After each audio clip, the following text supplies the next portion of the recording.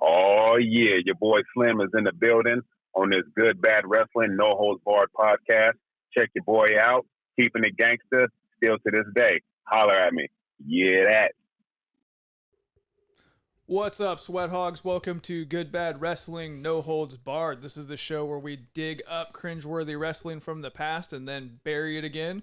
We also do some interviews, which is what we're doing today. I am your host, John. I'm Jack Brinks. And you can find us on all your podcast platforms. We're on Apple, Google, Spotify, everywhere where they got podcasts. We are also now on YouTube as well. So if you're following us on YouTube, you might have noticed that you can see me. And I am wearing white pants after Labor Day or before Memorial Day or whatever, however the fuck that works. But you can see us now. So that's pretty cool. So like I said, we're doing interviews now. Yes, we are. And today we've got one of those. Got a wrestler who's most known for his time in NWA Pro Wrestling Guerilla, Dragon Gate, XPW, and probably most notably his time in Wrestling Society X. We got Babi Slymm. What's up, bro? What's going on, man? Yeah, that.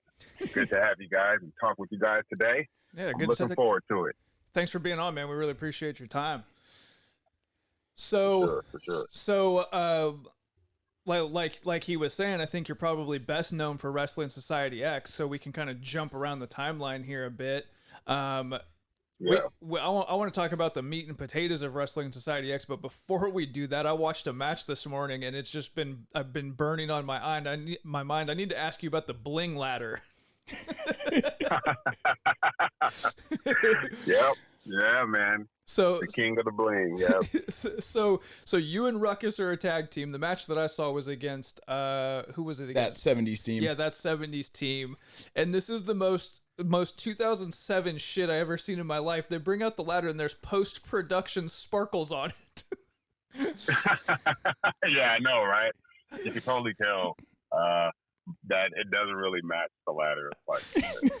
It cracked me up, but the match was super fun. What was your time in Wrestling Society X like? We talked to Cholo not too long ago, and he was saying that everybody sort of thought that was going to take off. Were you kind of thinking the same thing? Yeah, so I was definitely looking forward to it. I've worked with Kevin Kleinrock for quite some time, even back in the days of XPW, and so when he decided to have myself and Ruckus tag on Wrestling Society X, I'm thinking, okay, this is the next 5 to 10 years of straight up, like, this is what I'm looking forward to. And so with that time, collaborating with people on a day-to-day basis, especially with it being in LA and Hollywood, I'm like, it's a go, right? So I was looking forward to it. And then next thing you know, it got pulled underneath us unexpectedly. And I'm thinking, okay, it's going to be resolved. It'll work itself out. We'll be back in no time. These things happen. All right, cool. And then months go by, and then years go by, and I'm just, at that time, it's pretty much a wrap. Yeah. It really felt like something that could have and should have lasted to me. And and it's with the success of like Lucha Underground, which was a sort of similar product, it just kind of showed me that it could have lasted if they would have given it a little bit more time. And if you go back and watch any of it on YouTube or something now, the roster that was in that locker room with you, it's almost entirely guys who are bigger names now. Right. And that's what I appreciate the most. When I knew him as Tyler Black, now he's known as Seth Rollins, to see that, like, when I met him back then, I was like, dude, you're like, you have this look, right? You look like one of the guys that would be going big soon. And I told him that, and that's the first time I met him because he was coming from Iowa, I believe, and he was doing ROH at the time. And so now look where he's at, right? He's at the top of his game. And so, cats like Matt Seidel, the Team Dragon Gate, who else was there? I've also reconnected with Jack Evans not too long ago. And there's quite a few more that I can't think of off the top of my head. But I just remember the group that we had, even Sky, like Sky now in AEW, killing it, right? And I'm so proud of these guys because they stuck through and through. They still dedicate themselves day in and day out, and they prospered. So when I see them on TV or if I see them on social media, I always smile because I'm like, I remember these dudes 10 to 12 years ago And now here we are 10 to 12 years later, and they have just blown up. So I'm so damn proud of them. Yeah, I feel the same way. I mean, I never shared a locker room with 99% of them, but to have guys whose names I learned about in the early 2000s and they're still out there doing it, even if it's on the indie scene, it's still just amazing that guys can or want to go for that long. Right. Agreed. Yeah, it's tremendous, man. So bring us back to the early years of you as a fan of wrestling as a kid. When did you start watching wrestling, and what was your first wrestling memory? Baby Slymm. Right. So I was around 5 years old. I remember watching with my grandmother. So like she was telling me about George the Animal Steel, and I think it was against Macho Man at the time. And so that was the first person that I watched it with. She's no longer here, but those are like the first memories I had of watching wrestling. And then from there, I started watching on my own when I was with my mom. And her favorite at the time was Ricky the Dragon Steamboat. She was like, "Oh, he's so cute." She likes the Bruce Lee looking guys. And I'm like, all right, so I'm liking wrestling. She likes this guy. If I can convince her to keep watching wrestling with me, that'll be great, right? So I just started watching it more and more, and then just became like in love with these characters. So Ricky the Dragon Steamboat was like my first like motivation for wrestling. And then from there, it just continued on with Junkyard Dog, British Bulldogs. And as I started to get older and older, it started to transition into more of like the Ultimate Warrior, Mr. Perfect, Undertaker, etc. And so, yeah, it just, my love for it never stopped since then. And do you still watch regularly? I don't watch it regularly. I try to stay away from TV quite a bit now. However, when I do see, like right now, so we have an 18-month-old daughter now. And so when the TV is on, whether she's watching something, I might see an AEW commercial, or my wife may flip through the channels and we might see something on USA for WWF. And so I still call it WWF. I'm still old school thinking, but I still see some of the boys, and I'm just like, wow, this is awesome. A little side note on the WWE Network right now, they've got this documentary, this like multi-part documentary running about the Ruthless Aggression era. And Michael Rappaport is the narrator of it, and they gave him just straight up bullshit to say that's just untrue. And they're talking about when they dropped the F, and Michael Rappaport's going like, "Oh, business wasn't good, and Vince McMahon had to come up with something good," and he goes and he dropped the F, and then they show all the marketing, and then they're like, "Then business turned around," and they just disregard the whole lawsuit and everything and spin it like a good idea. Wow. So when did you get into the business? Would you trained at UPW? Is that right? I trained at UPW later on, yeah, but It was like a first breakout. So after I graduated high school, played a year of college football. We went 0-10, by the way. From there, it was just like my passion wasn't really into football; it was into wrestling. But I did football because I was like, oh, I want girls to kind of notice me. Yeah, I'll play football. So wrestling came later on, right? So around 19 or 20 years old is when I started. And it started in Bakersfield. And it was still a good friend of mine who we're now still best friends to this day. We went to high school together, and he wanted to promote. And so he was like, hey, there's a training going on in Bakersfield. Here I am in San Diego. But they're training for people who want to learn about, getting into the ring. So I became interested and went up to Bakersfield as much as I can, started training. It was you talk about green. Damn, like straight up grass green. But, that's where I started at. Started in Bakersfield and then, went small crowds and started with a battle royal and then kind of started going from there. I'd say about 2003, 2004 is when I started getting more introduced to the UPW. Okay. I feel like the Battle Royal is like an initiation that everybody should or at least did go through as like their first match. Because I think like when we trained, it was an amateur match that you did at the beginning of a show, but then your first as a quote unquote pro, I think was also in a Battle Royal. It was just kind of the thing. I thought that was my Right. job for a year. I was just the battle royal fodder. They were like, "You're 140 pounds. Get in that battle royal so we can chuck you." Yeah. Yep. You come out to the ring and they're like, they introduce your name and you're just, nobody's like, who's this dude? Yeah. You're just like, yeah. Yeah, you can hear the question marks. Yeah. What was the first name you worked under? Big Tony. I had no character or nothing. I was like, I'm a big guy. My name's Tony. Hey, I'm a big Tony. That's money. Right? Super creative. Yeah, super creative.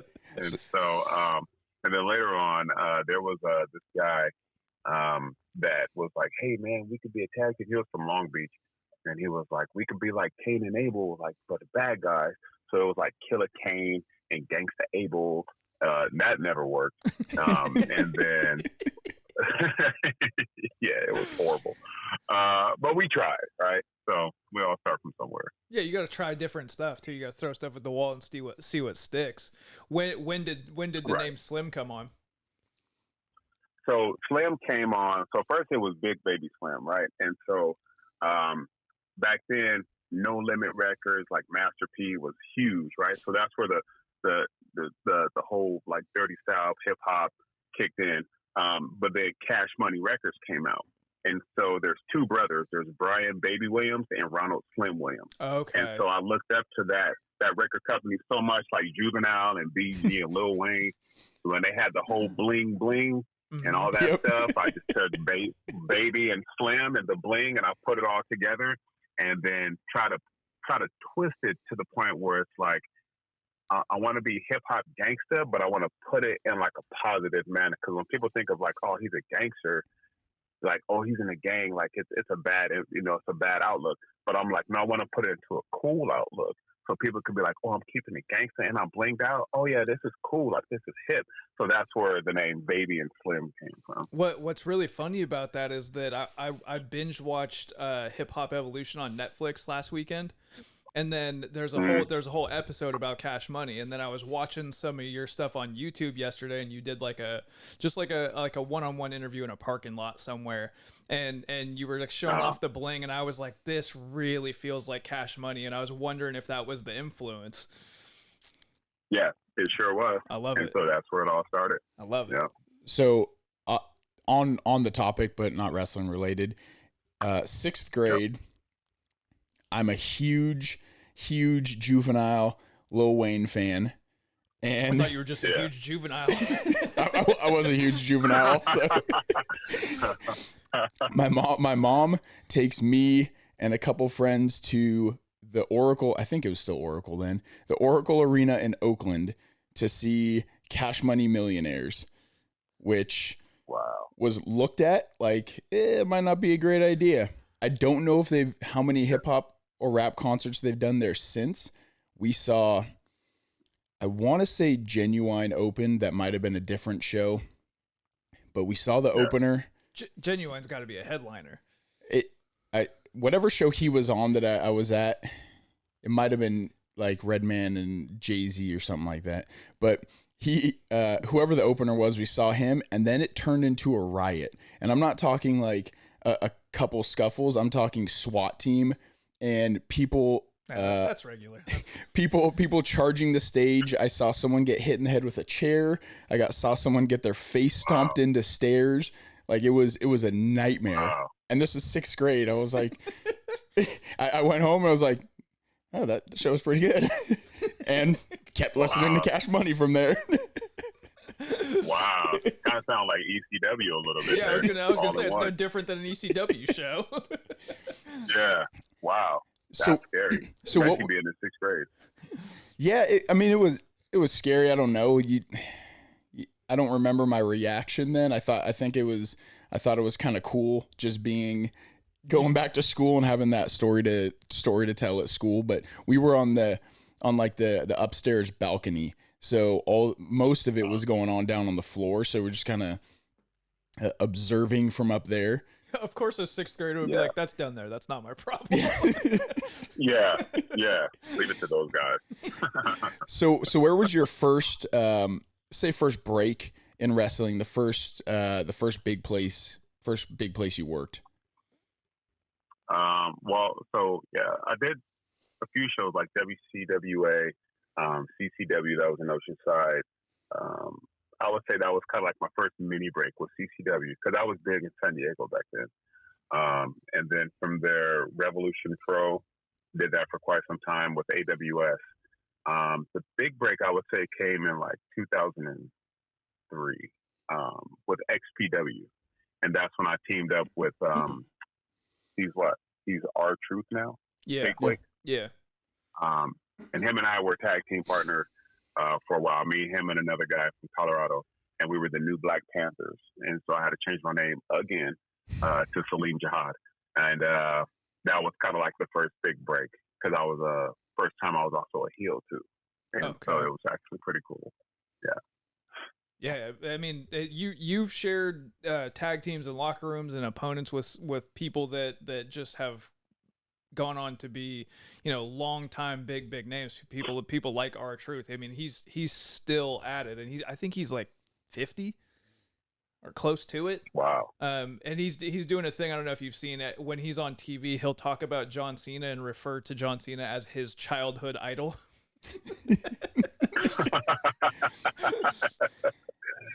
Wow. So how was your time in XPW? Because I started in 2003. I'm sure you worked with or crossed paths with Steve Rosano. He was one of my trainers, but I wasn't too big into. That's kind of like when I got into indie wrestling, and XPW wasn't really on my radar at the time. So how was working there? Working there was actually really fun for me because the way I relate it is to like working for Death Row Records. You have this cool, well-known company that you're working for, but behind the scenes there was quite a bit of, stuff going on, right? And so there was just, not to put it out there, but there was some entertainment behind the scenes things happening, but I never got involved in it. However, just being part of this whole new wrestling promotion is completely different from my normal, babyface coming out as a good guy wrestling show. This was like the blood, the barbed wire, the thumbtacks. This was, it lived up to its name. It was extreme. And so meeting, people back then like Supreme and Chaos. And I remember Hardcore Homo Angel, White Trash, Johnny Webb, and Homeless Jimmy, and all these guys, Lizzie Valentine or J Love back then, all these people that I started meeting, it was really, really cool. It was a whole different outlook, right? But it was for the good. And so that's when I started interacting more with Kevin Kleinrock, and him and I just connected. We clicked. And so it just was a really good place to be. And from there, it just kept on moving up. So I enjoyed my time there. What was your kind of original outlook on those like extreme hardcore matches? Were you like, that's not for me, or were you just like open to it? Did you do like a ton of those like real bloodbath kind of matches? No. So in earlier, the whole religion aspect thing. So the religion that I grew up in, it's no partaking in blood, right? And so I steered away from any of that type of matches where I'd have to draw blood. That's the way I was raised, and so that's why I just stayed cleared away from it. Plus, it looked kind of dangerous. I was a little intimidated by it back then, and so I whenever I would do shows, and if there was any chairs involved, I'm like, I will not take a chair shot to the head at all, and I will not color, right? So I didn't partake in any of that at all. I mean, in hindsight, you were just being smart, because knowing what we know now about concussions and stuff, the guys who in the 90s and 2000s were just taking unblocked chair shots to the head. That was a terrible idea. So like we kind of talked about earlier, you've shared the ring with a lot of huge names. Who were some of your favorite opponents and partners? So I would say, as far as partners, back then. Truth was one of them for sure. He was hella funny. He told us some really good stories. Opponents wise, I would say for the Lucha guys, I like Halloween and Damien.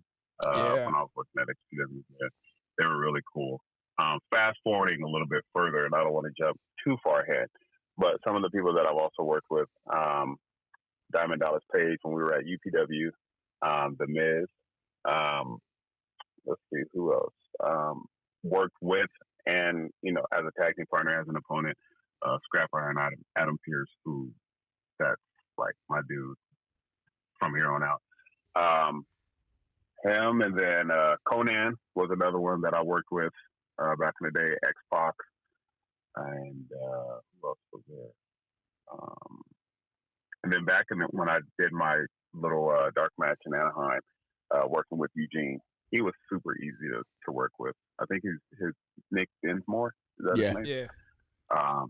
Super easy to work with, super cool guy, and just made my time there fun. Chaos is another one that I really enjoyed working with. Alcatraz, so many people. Like it keeps going. Joey Ryan, Sky, so many people. Go over. How did you get involved in Dragon Gate? Now, was that the original Dragon Gate, or was that when they did the branch off with Dragon Gate USA? No, so this was before the branch off. This was strictly Dragon Gate, and so there was a few times where I went to PWG. This was post my time in PWG, and so Sky and Chris Bosch referred me to CIMA, and so they said, "Hey, if you want to come up to one of these shows, I'd like to introduce you to CIMA." And I think this is when PWG started going further into. It wasn't in Santa Ana; it was more like deep in LA somewhere. And so I went up there, met with CIMA, and during that time I still had a lot of hair because I used to have my hair braided in the ring. But this time I combed all my hair out in a big afro. And so I started talking with CIMA, and from there we just clicked. And he was like, "Would you like to come out to Japan?" And that was my dream, right? My dream was to finally get out to Japan and wrestle. And so I'm like, "Yeah." And he's like, "Can you come out for like 6 months?" And I'm like, "I could try," because I had a full-time job too. Oh, dang. So, so it was tough to try to balance, going out to Japan and keeping a day job. So we worked it out to where I went back and forth between here at home and then going into Japan. But that was like one of my favorite experiences. But was going that, back a little bit, that's how that made it. Was working out that schedule kind of stressful because I mean, like every indie wrestler is looking to eventually make their living wrestling, right? So that must have been like a midway point where you weren't really sure if you were going to hit in, like, you got to have a job, right? So was it kind of stressful to figure that out at first? At first it was, yeah, because I had to pretty much work around, like I had to build up vacation hours on my day job in order for me to go out to Japan. Yeah. And so I'd go out 2 to 3 weeks at a time. Sometimes I'd take unpaid vacation. And so I came at a crossroads. And there was one time where I think this is the part where I felt like I missed my break. And it was because I left my other job to start a new job. However, it was right in transition to where I was going back to Japan, I think, for the 5th time. And this was going to be like the big show. So I told what at that time would be new employer, "Hey, I'm going to be coming back like mid-January." And so they're like, "Well, we need you to start January 2nd or something like that." I forgot. And so I'm like, "But I already have everything booked." Long story short, I had to cancel all my bookings, cancel my flight to go back out to Japan to start this new job. And then from there, I never went back out to Japan. And I think that's what one of my biggest regrets is, to say, I should have stuck with my gut and went out to Japan again, because it was already promoted. The character at the time that I had, Muscle Gang, was starting to get bigger and better. And then I cut it short. And so that's one of my biggest regrets. Wow. Yeah, but in reality, you were in a real tough position. I mean, I don't know that I would have done it any differently, honestly, because you still got bills to pay, right? And if you're not on a contract in Japan, you don't know that they're going to have you back out. You hope, but that's right. Yeah, man, you were in a tough spot there. That's brutal. Right. I was in a tough spot, but looking back now, because now, I'm married, I have a daughter, but at that time I wasn't married. I had a girlfriend, right, who's now my wife, but I was roommating with people, Okay. so it probably could have worked out, but at the same time, I didn't roll the dice. Yeah. And even then, the promoters of Dragon Gate were like, could you go out there like on a work visa? But then this time it was like, hey, we want to have you come out for like as a job. I can go tour with us. And I'm just like, well, I've got this new job. I have my girlfriend, and it wasn't anything with her at all. She's not a problem, but it was just, oh, I want to start this new job because it pays more, and yeah, no fun. Yeah, that's rough. I've been in a few spots like that in life where you feel like you balance like the dream or take the safe choice, and you look back and have those little regrets and like, shit, I should have just taken that leap and wondered if it would have turned out differently. Did you ever get to work with CIMA when you were out there? Oh yeah, multiple times. I was part of the group, the Muscle Outlaws, and so we were all the Hill group. And so at that time, Gamma, who was the leader of the Muscle Outlaws, and then CIMA, who was the leader of, I want to say it was either Typhoon or New Hazard. It was one of the good guy groups. We would always go to battle. And so it became like a 3-on-3 tag team or like a 5-on-5-on-5 tag team match. And so CIMA and I worked together quite a few times. And so super easy, super fun to work with. And we got along really well. So yeah, it was awesome. That's cool. I've been a huge fan. That was one of the companies that I did somehow get into. I don't even remember how. Was Dragon Gate, and I was instantly drawn to his character. So I've kind of followed him, ever since then. On and off with him going to Mexico and now in the U.S. and yeah, dude's an awesome talent. Right. Did you dig Japan? Like, I mean, traveling to Japan and just hanging out in Japan, were you like into it, or was it like a little culture shock? The first time I went out there, the first 2 times were hard.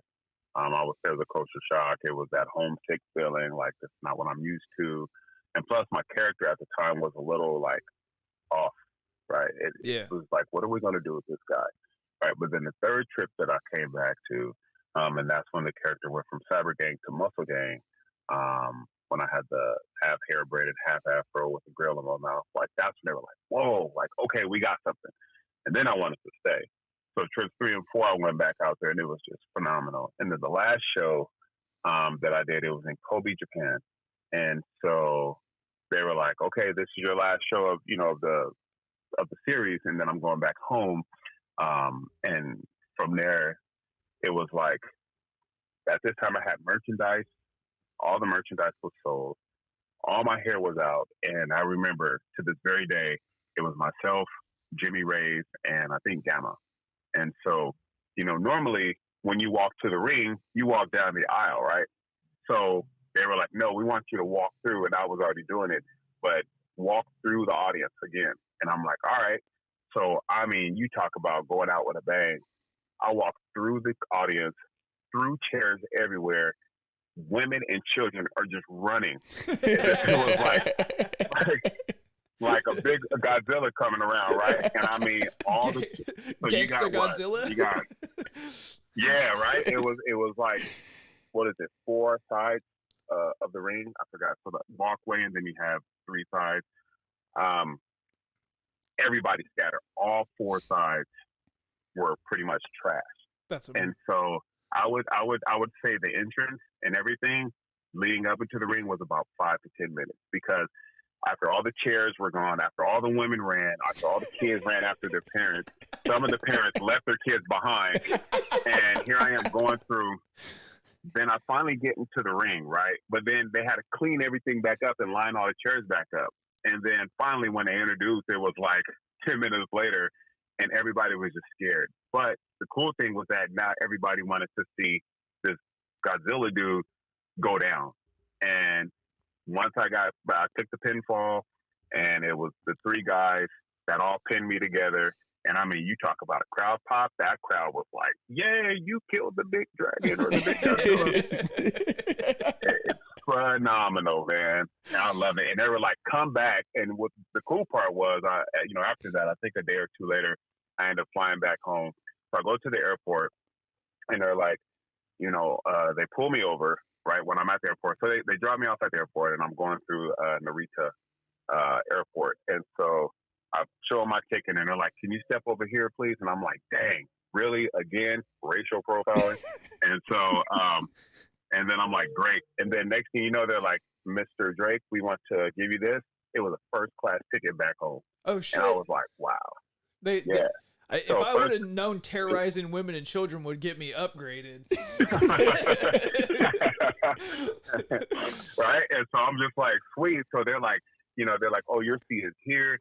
Mr. Drake, would you want anything?" I'm like, "Mr. Drake? Oh, I got a name all of a sudden." Before it was just like, "Hey, you sit down." Right? And so now it's like, it was phenomenal. That was the best. And that's how I went out over there in Japan. That's not a bad ending. That's a great go home story. Yeah. Speaking of go home, they're giving us the go home sign. We're gonna give you the standard 10 questions that we give all of our guests. Kind of the tone of this show is that we generally, when we're not doing interviews, we talk about like the stupid and goofy stuff that has happened in wrestling. But we want to dive into your favorite stuff there. But we also just kind of want to know your wrestling fanhood. So I'm gonna hit you with these 10 questions. So, for sure. Number one, it can be something of yours or something of somebody else's. Favorite catchphrase? Favorite catchphrase, I would have to say it is mine. I love "Keep It Gangsta." Like that, people loved it. They was like, "Hey, man, I'm keeping it gangsta." Yeah. That was it. So. that parking lot interview that I was saying that I saw you doing on YouTube, you're in the middle of answering a question about something and somebody just walks by in the background and yells "Keep It Gangsta" at you and just completely distracts you, and you're like, "What were we talking about?" Yeah. Your least favorite catchphrase? Least favorite catchphrase. It's a good one. It's a tough one to think about. There's quite a few good ones. What was that one? I can't think of any that's kind of corny. There were some corny ones. I can't think off the top of my head, but I've always liked the Hogans, the Junkyard Dogs, and all those. But I would say, let's get back to that one. Okay. But we can circle back. All right. So what about wrestling makes you pop? I've always been a big fan of entrances, believe it or not. I feel that. I like the music, walking down to how you're showcasing your character, and then you get the crowd to pop behind you or boo you if you're a heel. Those, I think, is what really makes me pop when I see that. I completely agree with you, and the best example of that is me and Sean will be sitting there watching. We're in the 13th hour of WrestleMania, and we're talking about how the Undertaker's over the hill, and he just can't get it done anymore or whatever, and then his entrance will hit, and everything stops, and everyone just pays attention, and like you get transported to a whole different world. The entrance is so important.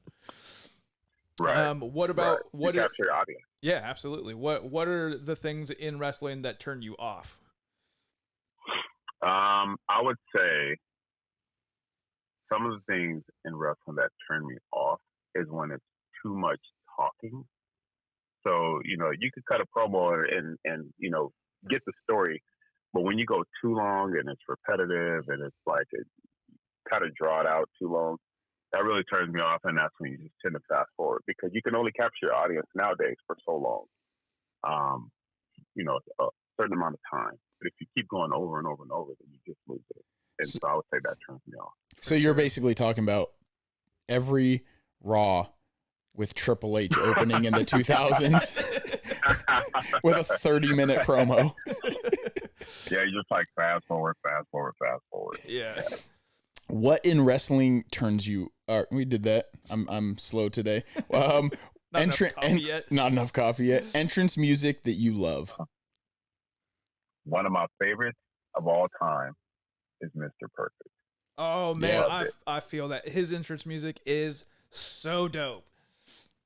Yeah, and it fits, right? It fit him. And back to kind of entrances, that music and him being like, if you go back and just watch some of those videos, he actually was perfect. Like you see gifs now where he takes the towel and he's walking by Mr. Biggs and he throws it behind his back and it lands on Mr. Biggs' shoulder, and then he goes up on the corner and he hits his gum into the 10th row, and I'm like, who has sauce like that? Like, how can he do that? Right, exactly. And his so music crazy, was dude. Legit. Yep. So that I was there. An entrance music, yours or anybody else's that you hated? That I hated? Ooh, man, or that I disliked? I would say there was like the early stages of like the 90s when it was kind of bad. I think it was like Man Mountain Rock. And I'm like, what is this garbage? It's like it captured absolutely nobody. Yeah. So that was one of the ones that I did not like. I forgot about Man Mountain Rock. That's when like the entrance music sounded like every song from the N64 wrestling games. Yeah. Or the bad music, the horror movies like Friday the 13th, where you hear the music that never makes it public. It sounded like that. Yeah, exactly. that Casio keyboard. Exactly. What's your favorite wrestling attire, wrestling gear? Ooh, man. So, with back in the day, when I looked at some of the wrestling gear on the WWF guys, the old school 1989 Undertaker outfit, that was the best. The big old gray tie, the black, the hat on, the trench coat, like that was like one of the best looking outfits. But then I also like the big robes, like the big Ric Flair robes. I think those are absolutely phenomenal. It brings character to the business. It showcases something that not everyday people would wear. So it really showed who he was as a nature boy. So the big robes with the what is it called? The sequins and the diamonds on there, stuff like that. I love that type of attire. Absolutely, yeah. To me, it's really important for wrestlers to look like they're not regular people, and and no one looked less regular than Ric Flair. You're right. He stood out. Yeah, exactly. What is wrestling attire that you dislike? Wrestling attire. T-shirts. Yeah, just the jeans and t-shirt look. Yeah, because going back again to the 80s, look at people who were built: Hercules, Paul Roma, Hogan, Warrior. Imagine them coming out with a t-shirt on, and you're just like, you're the Ultimate Warrior. It doesn't look like you look like somebody else that would be right there next to you. Like you want to stand out, like we mentioned earlier. Yeah, which side of the guardrail do you look like you should be on? Right. And I started out wearing t-shirts because I'm very insecure about my body. But I mean, moving forward, if you're going to get into this ring and you want to separate yourself from the audience and from the general people, take off your t-shirt, go to the gym, get yoked up, and start showcasing your talent and your body. Absolutely. All right. Do you have a wrestling impersonation that you do? The only one that I can think of off the top of my head, especially right now that I'm recovering from a cold, it's only when not when Hulk Hogan is like ramped up and talking about what you're gonna do, but it's when he's like Hulk Hogan brother, and when he talks to other people like this brother, and he talks about the Ultimate Warrior brother, or he's talking about one of his best friends, Mean Gene Okerlund. Those were one of my guys. That was my brother to the core, and I love him to death. Oh my God. I can't believe I never noticed the comedy in docile Hulk Hogan. So good. Yep. That's so good. So this show is called Good Bad Wrestling. What we mean when we say good bad is things like the Steiner math promo and Mae Young giving birth to a hand and that stuff that's so terrible that you love it, that you have to rewatch it and laugh at it. What are some of your favorite good bad moments, either in your career or just on TV or whatever? Oh shoot! In my career, it'd be all bad. No, kidding, so yeah. Hey, you know what? Matter of fact, I'll throw one of mine in there. It was the parking lot with Michael Moody. I think that was his name. When I attacked Michael Moody, and so that was one of my favorite. I can still watch it to this day, and that would be Shockmaster's entrance. That still has me busting up. And I still show people. Go ahead. We did an episode about that, and it is probably the funniest thing that has ever happened in wrestling. Oh yeah, absolutely. So that would be something super funny. Good Bad Wrestling, the good or the best promo to this day that I'll still watch is the Mr. Perfect promo where he throws the football and he catches it himself, and then when he bowls the 300, like that's still my favorite. Yeah, and so another bad moment, I would definitely say that you talk about the Mae Young giving birth to him. I think it was like the 20. I just saw it recently. The 24/7 title. Mm-hmm. Yeah, and I think is good bad. Someone was. Yeah, so someone was pregnant. Oh, it was Maria Kanellis. And they ended up losing, and I'm like, really? Yeah, that's like, okay, come on. So the worst. So this whole podcast is basically. Oh, Jesus. Yeah. That's a whole nother level of. Yeah. When we were talking about, I thought of, he's a great guy, so I don't want to say a bunch, but when Todd Bridges was wrestling, when we did the shows in the city. Oh my God. Super nice guy. It just and he actually wasn't bad. Like David Arquette isn't bad either. It's just one of those things like it's funny. It's not, you know what I mean? It's hard to take super serious. Right. I want to know more about that parking lot situation you were just talking about. Tell us about that. So Michael Moody was like, "Hey man, we want you to do this promo where like I ask you questions about wrestling and then you're like, you punch me and I start running. I think it'll really work." And I'm like, okay. He's like, "I'll pay you." And I'm like, all right, fine. And and back then, like I didn't feel really, I wasn't comfortable or confident at all in talking or doing promos or any of that. But I kind of said the same thing over and over when he was asking me questions. He would ask me something and then I'd be like, say something else or say something else. I forgot.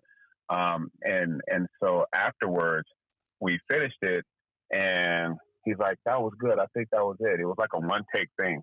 And then from there, like it went out, right? So it was a very quick interaction. Like I think we spoke one time before that. And then from there, he was like, "Yeah, I want to do this thing with you. And I think it'll really be good." Turned out it ended up being really good. Like it got a lot of views. It got a lot of criticism too. So I think he got what he wanted. And then from there, I saw it. And I hate looking at myself on like YouTube or any videos. Mm-hmm. But it actually turned out not too bad. And then him and I think we spoke once or twice more. And then after that, I haven't heard from him since. I hope he's doing okay though. Yeah, that's kind of what we're talking about when we say good, bad, is those things that feel a little hokey or a little corny or whatever, but they somehow land. They somehow connect. Right. Yeah. So a lot of people thought it was legit. Yeah, that's so.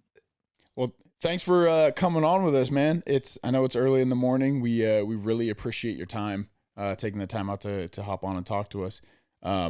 Anytime you want to come back, just hit me up and let me know. Okay, absolutely. Thank you guys very much. I appreciate your time. Thanks, sir. All right, guys. That's going to cover it from us and from Slymm. Be sure to subscribe to the show. We're on Apple, Google, Spotify, wherever they got podcasts. You can find us, and we are now on YouTube. Good Bad Wrestling, No Holds Barred, and we will catch you guys next time. Peace.